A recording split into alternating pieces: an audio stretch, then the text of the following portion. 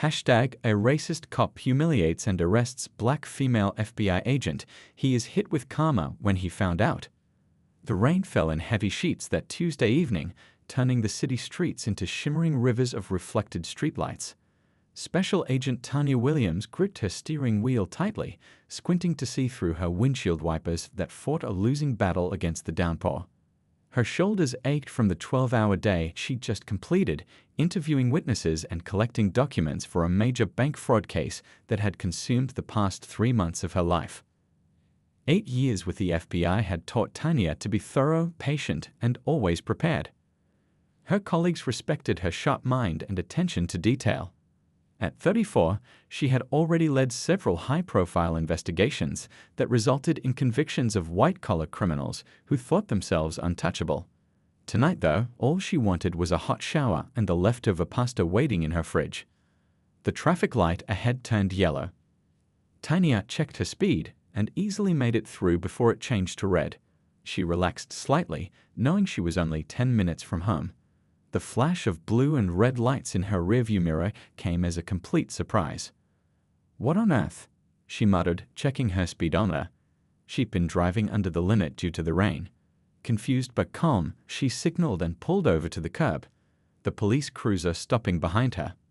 Tanya did everything by the book, turned off the engine, placed her hands at 10 and 2 on the steering wheel, and waited.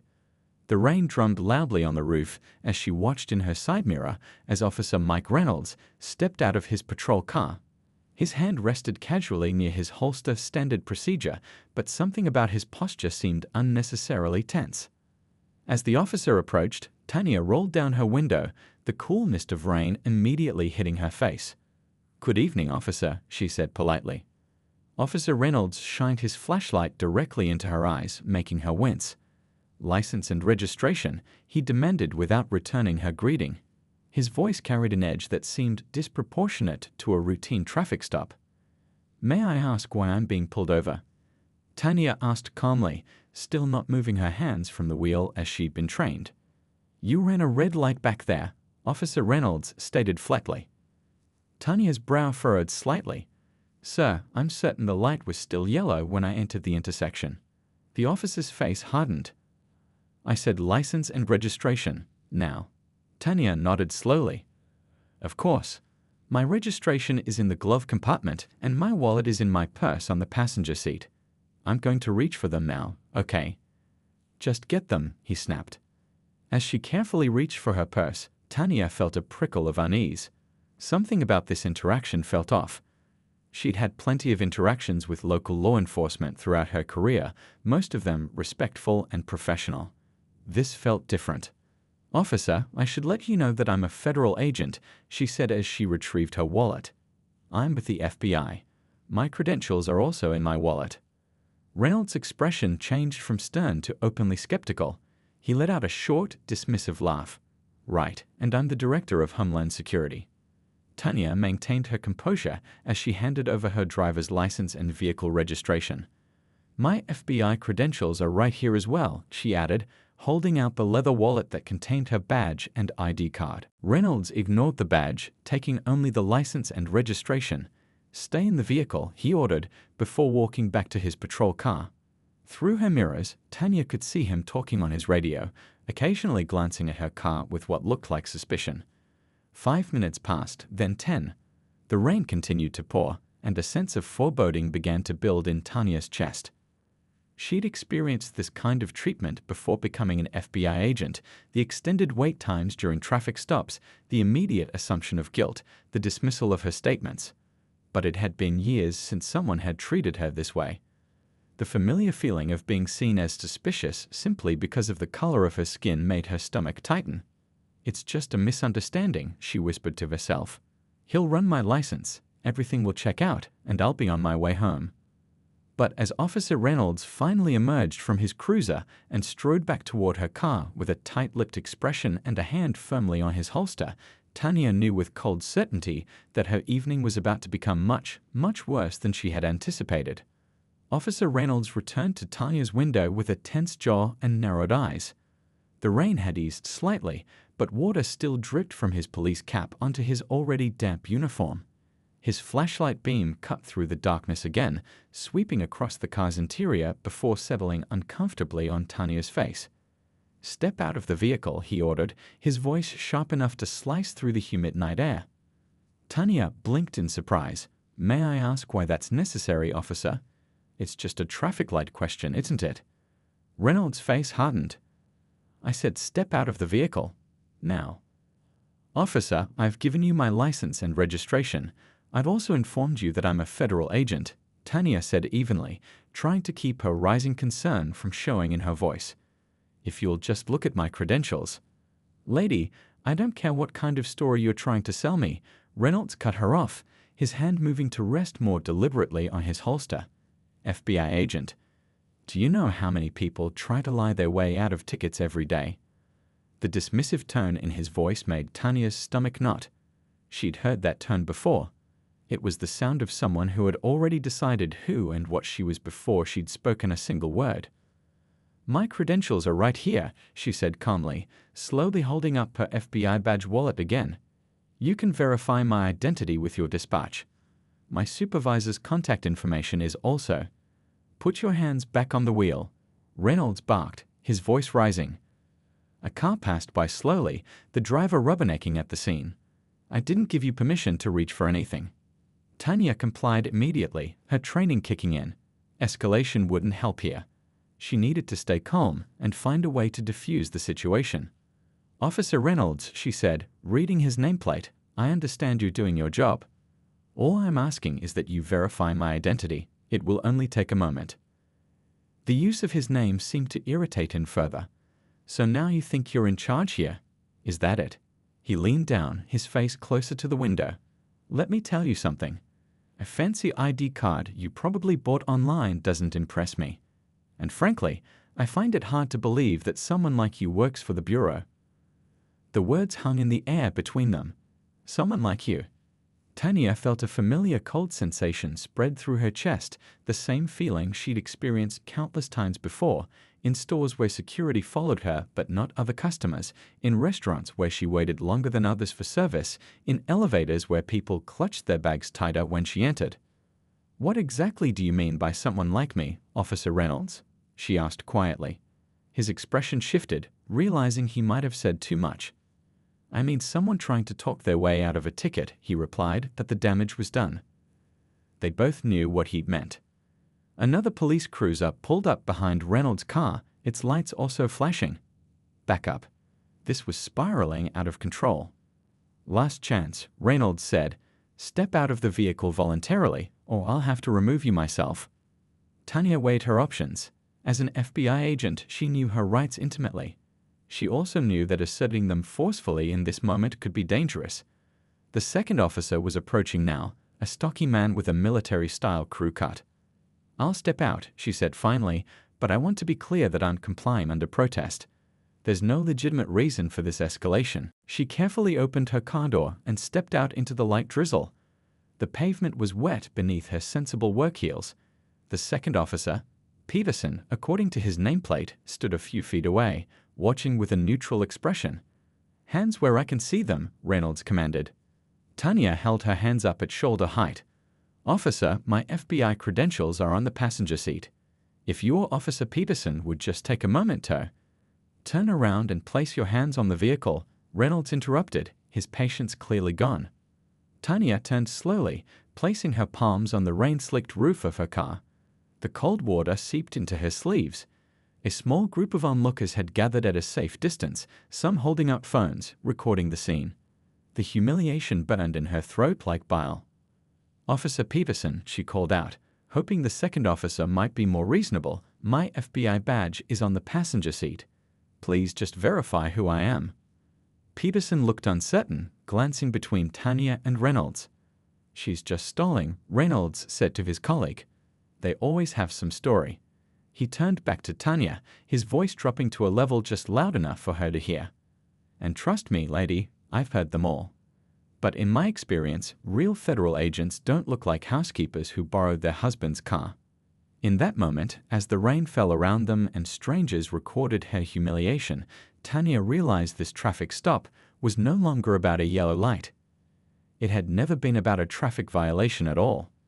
The rain came down harder now, soaking through Tanya's light blazer as she stood with her hands on her car. Water dripped from her chin and the tip of her nose. Lightning flashed in the distance, followed by a low rumble of thunder. "I need you to spread your feet wider," Officer Reynolds commanded, kicking at her ankles to force her stance apart. The sudden movement nearly made her slip on the wet pavement.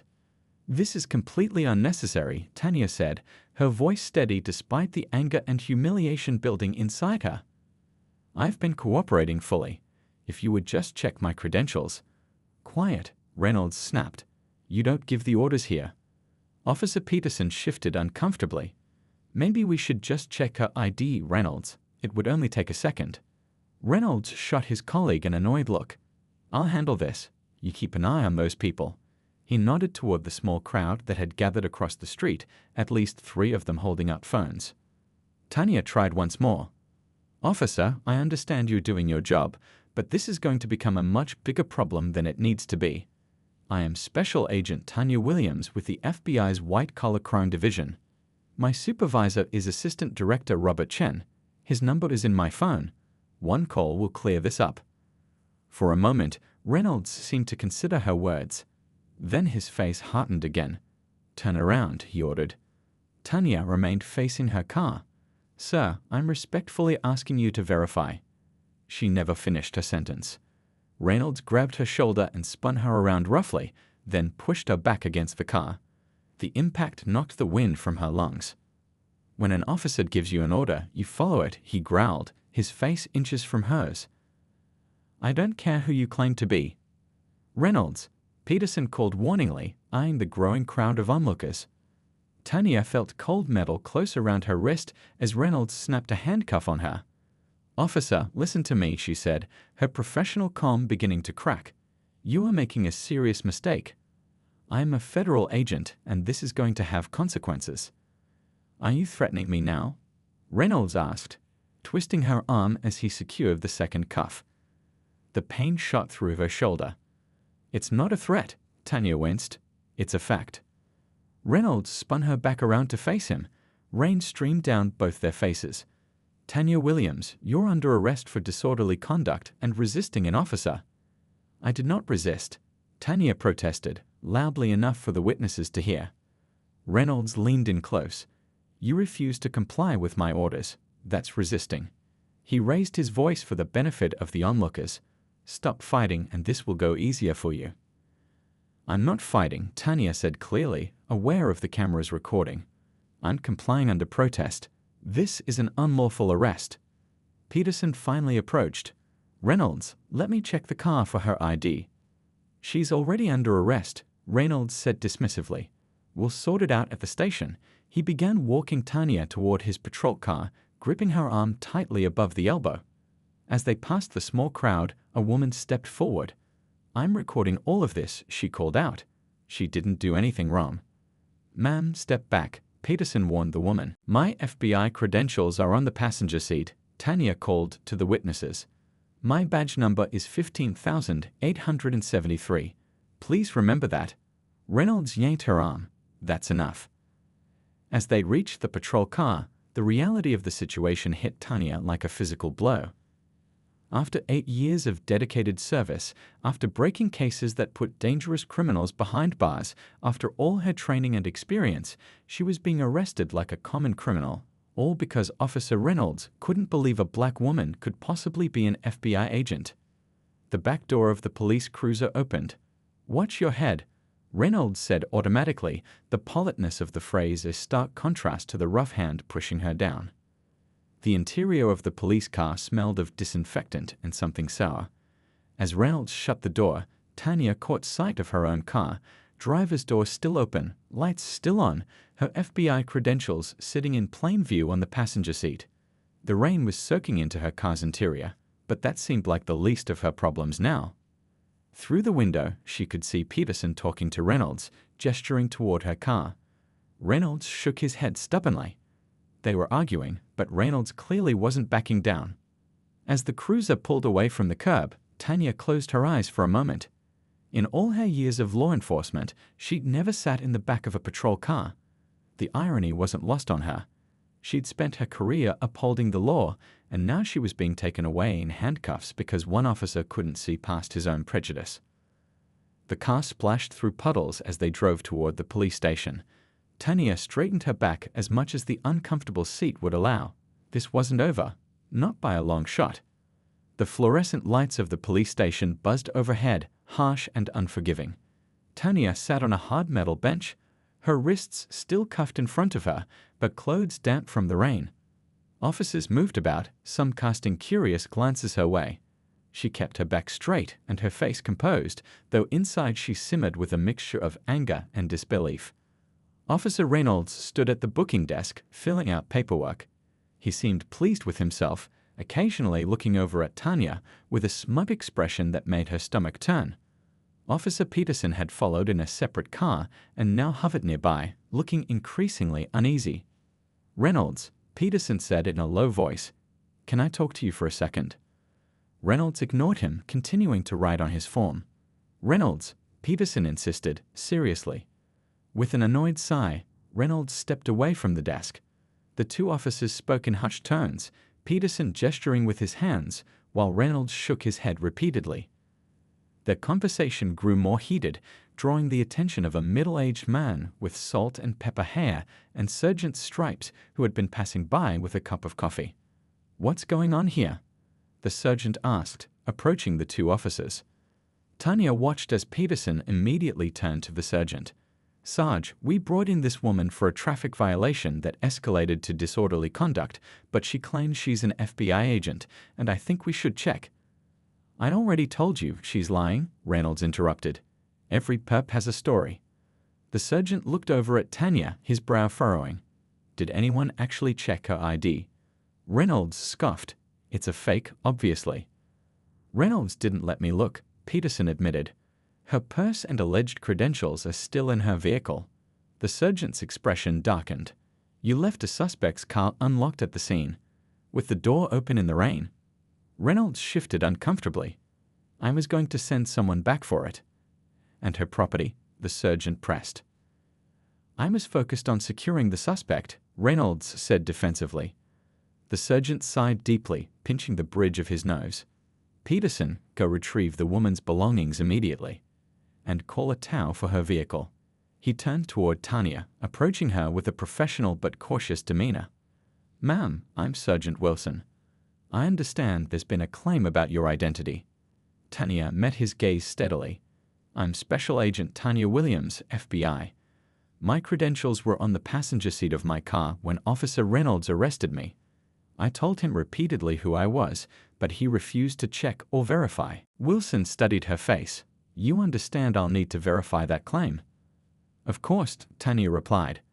"That's all I've been asking for from the beginning." The sergeant nodded, then turned to Reynolds. "Uncuff her and move her to my office while we sort this out." "Sarge, with all due respect," Reynolds began. "That wasn't a suggestion, officer," Wilson cut him off. "And start praying she's not who she says she is." 20 minutes later, Peterson returned with Tanya's purse, jacket, and FBI credentials. The station had taken on a strange, tense atmosphere. Officers gathered in small groups, whispering, occasionally glancing toward the surgeon's office where Tanya now sat, uncuffed but still seething. Inside the office, Sergeant Wilson examined her FBI badge and ID card carefully before picking up his phone. "I'll need to call this in to verify," he explained. "Please do," Tanya said. "Ask for Assistant Director Chen. He's my direct supervisor." Wilson made the call, his expression growing more grim with each passing minute of the conversation. Tanya could hear only his side. "Yes, sir. I understand. Yes, she's here. No, she's not in custody anymore. I understand the seriousness. Yes, sir." When he hung up, he looked at Tanya with new respect and unmistakable concern. "Agent Williams, I can't begin to express how sorry I am for this situation. Your supervisor is, well, he's furious. He's sending agents to pick you up."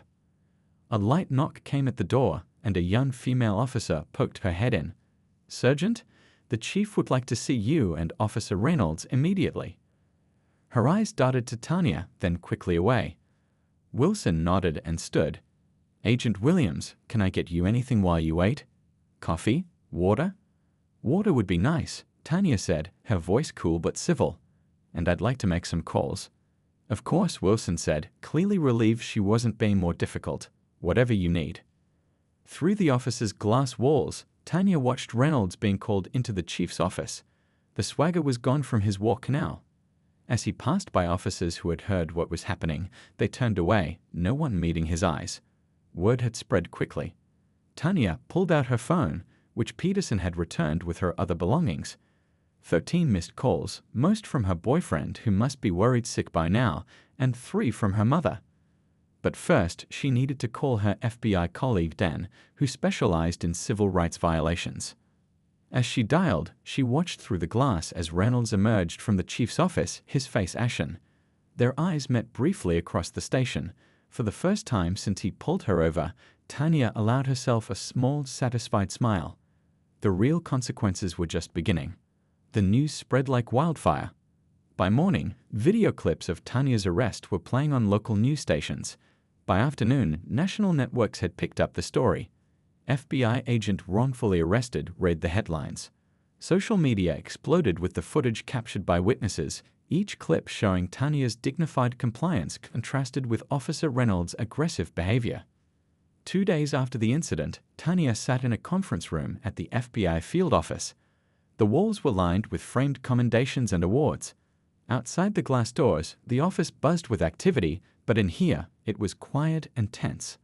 Assistant Director Chen paced back and forth, his usually calm demeanor replaced by barely contained anger. "This should never have happened," he said for perhaps the 10th time. "Never." Tanya nodded, her hands wrapped around a mug of coffee that had long gone cold. She hadn't slept well since the incident. Every time she closed her eyes, she felt the cold metal of the handcuffs, heard Reynolds' dismissive voice. "Real federal agents don't look like housekeepers." "The Bureau is treating this with the utmost seriousness," Chen continued. "The director called me personally this morning. They've assigned a special team to investigate the civil rights aspects." The door opened and Lisa from the FBI's Office of Professional Responsibility walked in, carrying a thick folder. As the Bureau's Internal Affairs Division, OPR handled sensitive cases involving possible misconduct by law enforcement. "Agent Williams," Lisa said, taking a seat across from Tanya. "How are you holding up?" "I'm fine," Tanya said automatically, though they all knew she wasn't. Lisa nodded, not pushing it. "We've been coordinating with Internal Affairs at the police department. They've opened their own investigation into Officer Reynolds." She spread several documents across the table. His record makes for interesting reading. In the past 3 years, Reynolds has issued citations to minority drivers at a rate nearly 3 times higher than the departmental average. There have been 5 formal complaints of racial profiling filed against him, and let me guess, Tanya said, none of those complaints were sustained. "Correct," Lisa confirmed. "All dismissed due to insufficient evidence or officer's word against civilians." She pulled out another document. "But that's not all. We cross-referenced his arrest records with case outcomes. Over 60% of his arrests of Black and Hispanic individuals resulted in charges being dropped before trial." Chen stopped pacing. "Meaning he was arresting people without proper cause." "Exactly," Lisa said, "but because most people can't afford to fight or file formal complaints, it went unnoticed, or rather ignored. Until he picked the wrong person," Tanya said quietly. Lisa nodded. "Until he picked an FBI agent who knows her rights and has the resources to fight back." The door opened again, and Dan from the Civil Rights Division entered, carrying his laptop. "You're going to want to see this," he said, opening the computer. "More videos from the scene have surfaced." One of the witnesses had a better angle. He played a clip that showed Reynolds leaning close to Tanya, saying something the original videos hadn't captured. With the audio enhanced, his words were now clear. "Real federal agents don't look like housekeepers who borrowed their husband's car." The room fell silent. Chen's face darkened with anger. "That's textbook racial discrimination," Dan said, breaking the silence. "And we have it on video." Lisa made a note in her file. "The police chief has already placed Reynolds on administrative leave pending the outcome of the investigation, but with this," she shook her head, "his career in law enforcement is over." "It's not just about Reynolds," Tanya said, finding her voice. It's about the system that protected him. Those 5 complaints should have raised red flags years ago. Those dropped charges should have triggered a review, but nobody was paying attention. Chen nodded soberly. You're right. And that's why we're pushing for a broader investigation into departmental practices. There was a knock at the door, and Chen's assistant poked her head in. Sir, the police commissioner is on line 1.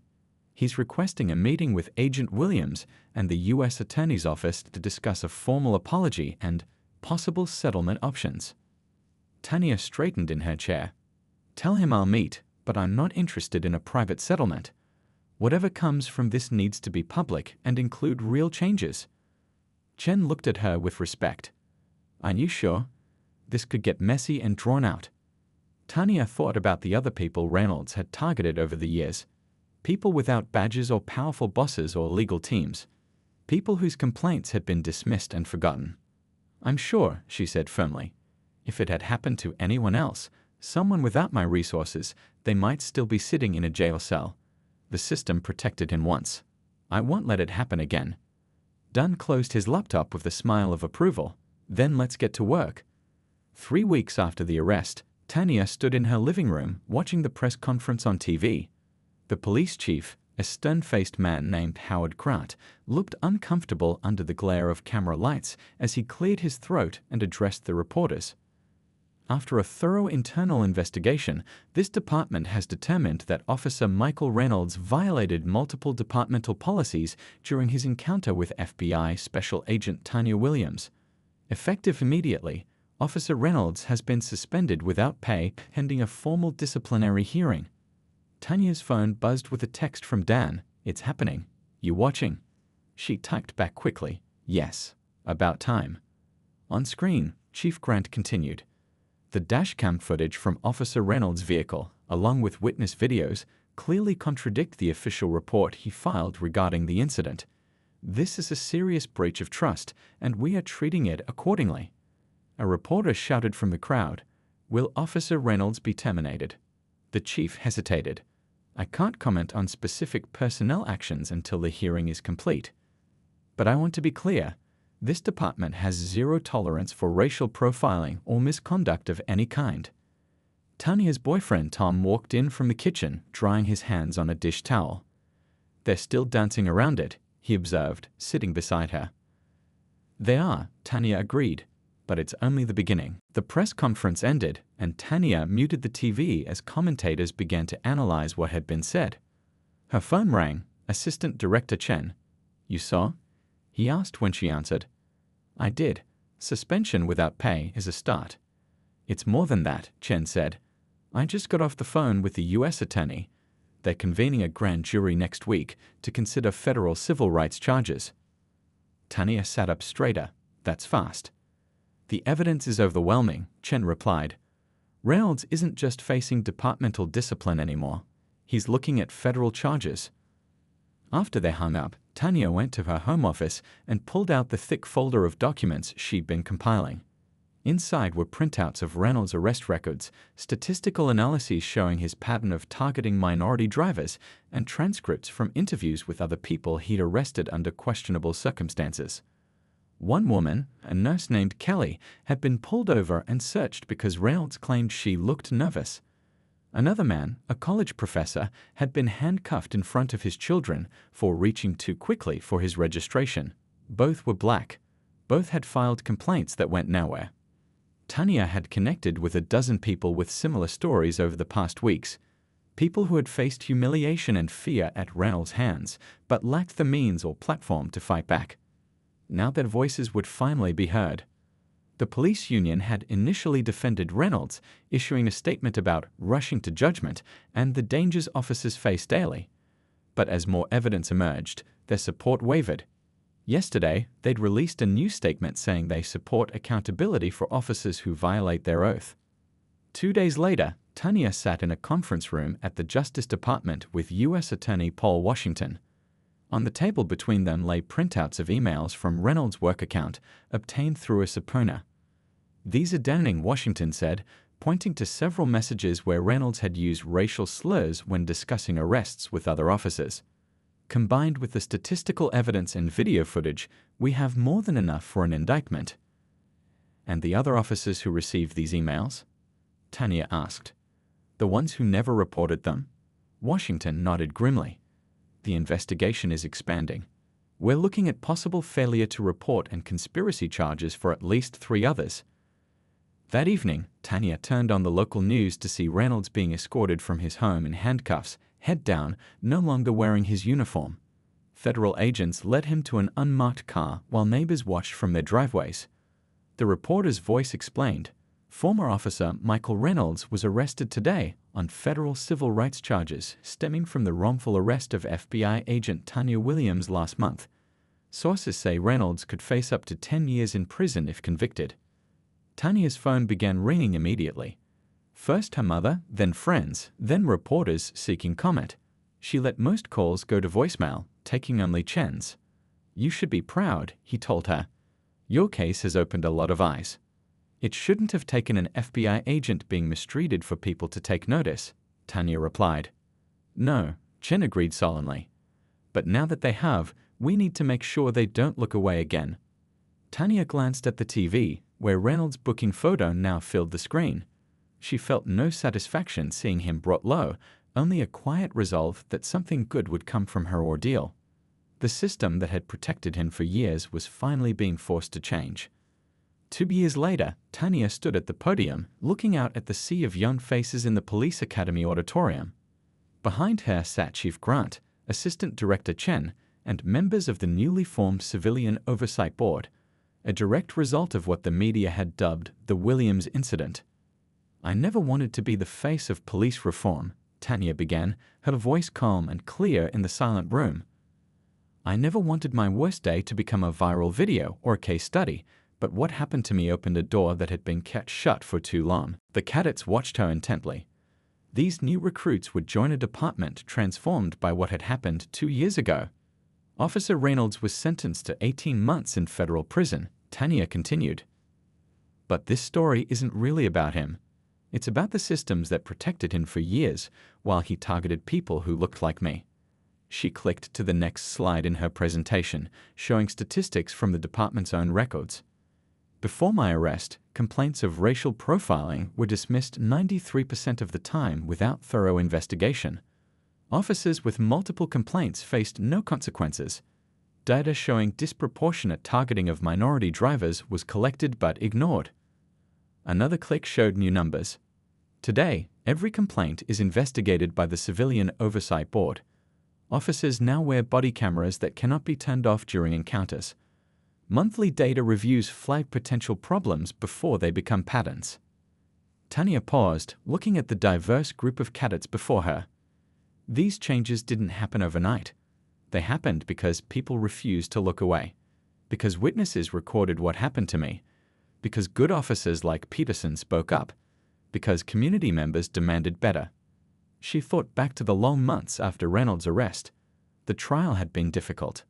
Defense attorneys had tried to paint her as an angry black woman with a grudge. They'd questioned why she hadn't been more cooperative, as if compliance would have changed anything. But the evidence had been irrefutable. The jury deliberated for just 4 hours before finding Reynolds guilty. The real work had begun after the verdict. Tanya had turned down a promotion that would have moved her to FBI headquarters in Washington, choosing instead to stay and work with the police department on implementing reforms. "Some people told me to take the settlement money and move on," she told the cadets. "But how could I walk away knowing what I knew? How many people had Reynolds stopped before me? How many had faced the same treatment but lacked my resources and platform?" In the front row, a young female cadet raised her hand. "What advice would you give us as new officers?" Tanya considered the question carefully. "Remember that the authority you're about to receive is both a privilege and a responsibility. The badge doesn't make you better than the people you serve. It obligates you to be better." After the lecture, Chief Grant approached her. 2 years ago, he'd been defensive and reluctant to acknowledge systemic problems. Today, he was a partner in reform. "That was powerful," he said. "The cadets really listened to you." "I hope so," Tanya replied. "But the real test comes when they're out there on their own." Outside the academy, Tanya checked her phone and found a text from Tom, now her husband. They'd gotten married last spring in a small ceremony attended by family, friends, and several people she'd met through her advocacy work, people who'd faced discrimination similar to what she experienced. "How'd it go?" Tom had texted. "Good," she replied. These cadets seemed genuinely committed. As she walked to her car, Tanya thought about how much had changed since that rainy night. Her wrongful arrest had led to reform in one department, but similar problems existed nationwide. Her inbox was full of messages from people sharing their own stories of profiling and misconduct. Some days, the work felt overwhelming. But then she'd receive a message like the one that had arrived yesterday. A thank you note from a mother whose son had been stopped by police. The officers had worn body cameras. They'd been respectful and professional. They'd explained the reason for the stop and answered questions. It had been a routine encounter without fear or humiliation. "Perhaps this is how it should be," the mother had written. "Perhaps this is how it can be." Tanya got into her car and placed her hand briefly on her growing belly. 5 months along now, with a little girl due in autumn. She hoped her daughter would grow up in a world where people were judged by their character, not their color. A world where those sworn to protect and serve did exactly that for everyone equally. There was still so much work to do. But as Tanya drove away from the police academy, she felt something that had been in short supply 2 years ago: hope.